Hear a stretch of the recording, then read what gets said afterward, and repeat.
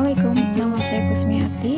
Video yang saya buat untuk memenuhi ujian akhir semester di Universitas Pancasakti Bekasi. Mata kuliah Analisa Laporan Keuangan.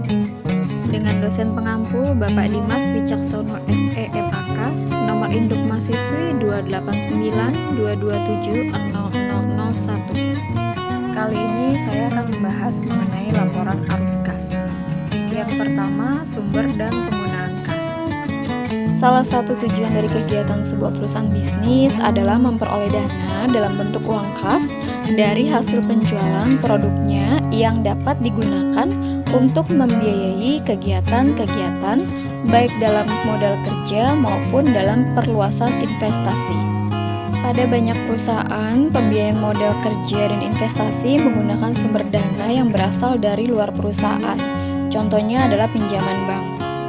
Penggunaan sumber dana eksternal ini menimbulkan kewajiban bagi perusahaan untuk membayar bunga dan angsuran pinjaman.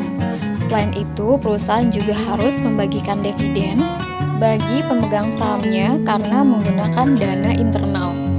Berikutnya adalah transaksi-transaksi yang tidak mempengaruhi uang kas, yaitu yang pertama, adanya pengakuan atau pembebanan depresiasi, amortisasi, dan depresi terhadap aktiva tetap. Intangible asset dan wasting assets. Biaya depresiasi merupakan biaya yang tidak memerlukan pengeluaran kas. Yang kedua adalah pengakuan adanya kerugian piutang, baik dengan membentuk cadangan kerugian piutang maupun tidak, dan penghapusan piutang karena piutang yang bersangkutan sudah tidak dapat ditagih lagi. Yang ketiga, adanya penghapusan atau pengurangan nilai buku dari aktiva yang dimiliki dan penghentian dari penggunaan aktiva tetap karena aktiva yang bersangkutan telah habis, disusut, dan atau sudah tidak dapat dipakai lagi. Yang keempat, adanya pembayaran stok dividen atau dividen dalam bentuk saham. Adanya penyisihan atau pembatasan penggunaan laba dan adanya penilaian kembali atau revaluasi terhadap aktiva tetap yang dimiliki oleh perusahaan. Yang kedua adalah laporan arus kas. Laporan arus kas yaitu laporan yang memberikan informasi atas sumber dan penggunaan uang kas pada suatu periode yang dijelaskan sebagai berikut. Yang pertama adalah sumber kas. Laba bersih setelah pajak, yaitu selisih antara pendapatan dan seluruh biaya, adalah sumber kas utama pada kebanyakan perusahaan. Seperti laba bersih tidaklah sama dengan kas, oleh karenanya biaya-biaya non-kas seperti depresiasi, amortisasi yang sudah dibebankan sebagai biaya pada laporan laba rugi harus ditambahkan lagi ke laba bersih ketika membuat laporan arus kas. Yang kedua yaitu penggunaan kas berupa kenaikan working investment dan investasi pada aktiva. Dalam kondisi normal, peningkatan penjualan menyebabkan adanya working investment karena perusahaan harus menambah persediaan untuk mendukung pertumbuhan penjualan dan menginvestasikan tambahan piutang dagang. Selanjutnya, dalam laporan arus kas, aktivitas-aktivitas dalam perubahan kas dibagi menjadi 3. Yang pertama adalah arus kas dari aktivitas operasi. Aktivitas operasi adalah aktivitas yang dilakukan perusahaan dalam memperoleh laba dengan menjual barang dan jasa. Merupakan aktivitas rutin perusahaan, contohnya menjual barang atau jasa, pembelian barang atau jasa, pembayaran pajak, dan yang lainnya.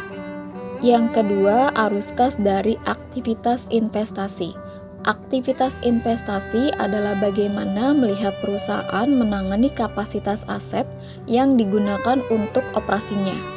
Misal, penambahan aktiva tetap yang bertujuan penggantian atau penambahan kapasitas. Yang ketiga, arus kas dari aktivitas pendanaan. Aktivitas pendanaan adalah aktivitas yang sifatnya tidak rutin sehingga terkadang dapat melonjak jumlahnya secara drastis. Contohnya menambah atau membayar hutang, menambah saham atau obligasi, pembayaran dividen, dan lain sebagainya.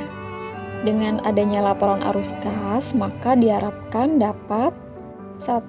Mengetahui arus kas yang aktual. 2. Membantu mengenai hubungan antara arus kas dengan laba secara akuntansi. Yang ketiga, melihat likuiditas sendiri.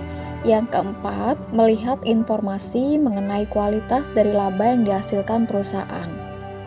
Kas dalam laporan arus kas sering diperluas pengertiannya menjadi kas dan setara kas, seperti kas atau cash on hand, yang kedua bank atau cash in bank, yang ketiga deposito berjangka, yang keempat surat berharga dengan jatuh tempo kurang dari 1 tahun. Berikut ini adalah contoh laporan arus kas pada PT Wood and Stock, laporan arus kas di tahun 2017. Laba bersih senilai Rp7.250.000, kemudian penyusutan sebesar Rp300.000. Maka jumlahnya jika ditotal menjadi Rp7.550.000. Selanjutnya yaitu penurunan atau pengurangan kas. Terdapat kenaikan piutang sebesar 6 juta, kemudian kenaikan persediaan sebesar 1 juta, kenaikan biaya dibayar di muka sebesar Rp800.000. Kemudian di total setelah itu aktivitas operasi dikurangi oleh penurunan, maka hasilnya sebesar Rp250.000 minus. Selanjutnya aktivitas investasi ada pembelian gedung dan mesin senilai Rp6 juta. Kemudian ada aktivitas pendanaan yaitu kenaikan hutang sebesar Rp4.500.000, kenaikan wesel bayar sebesar Rp6 juta, kenaikan gaji yang akan dibayar sebesar Rp2 juta, kenaikan hutang lain sebesar Rp500.000, pembayaran dividen sebesar Rp1.200.000, penurunan obligasi sebesar Rp5 juta. Kas bersih dari aktivitas pendanaan yaitu Rp6.800.000. Rp6.800.000 didapat dari aktivitas pendanaan yang ditotal, kemudian dikurangi oleh pembayaran dividen dan penurunan obligasi. Kemudian kas bersih dari ketiga aktivitas setelah ditotal yaitu sebesar Rp550.000. Kas awal tahun 2017 sebesar Rp5.200.000. Kenaikan kas atau kas bersih senilai Rp550.000.